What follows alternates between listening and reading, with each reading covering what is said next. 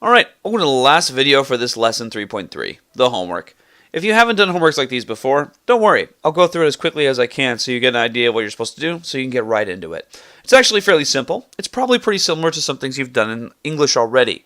Your goal is to read this article titled The Big Climb, where you look into different scales of things, what's small and what's large. This article is here to teach you the difference in scale, because you need to understand, and I've had many of you ask me about this already, that molecules are significantly smaller than a cell.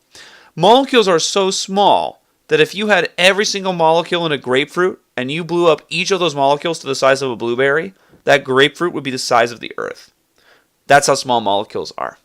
So in order to understand this reading, you should actually just read through it. Once you've read through the article, or if you're at home you can listen to it, but I would strongly encourage you to read it, because listening is not a skill that's terribly difficult to improve once you understand the language.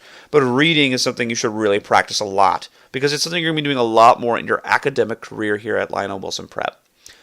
With that said, once you've gone through the article from start to finish, you've learned about the scale and how things work, and you've read through all the fun pictures that tell you about the different kinds of cells, you're ready to move on to this question.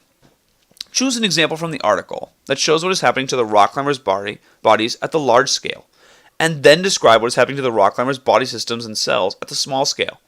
The goal of this answer is to help you understand that sometimes things that are happening outside on the larger scale change what's happening on the inside. I'll give you a very simple example. If you've ever gotten a bruise from falling or getting hit too hard with something, then you know that your skin changes color. It becomes a kind of a red color, right?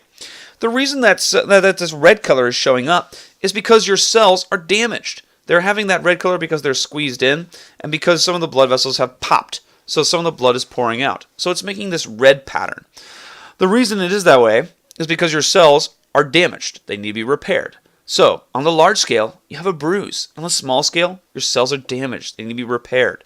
Understanding what we can see in the large scale tells us about the small scale, gives you an idea about what's going on. So you need to practice this by reading it in the article, in any of these sections, and then writing about it here. Your writing should be about 2 to 4 sentences in total. 2 for the small scale and 2 for the large scale to explain. Alright, with that said, you're ready to get started. And when you're done, you've finished. You've completed 3.3. I'll look forward to seeing you tomorrow so we can work on 3.4.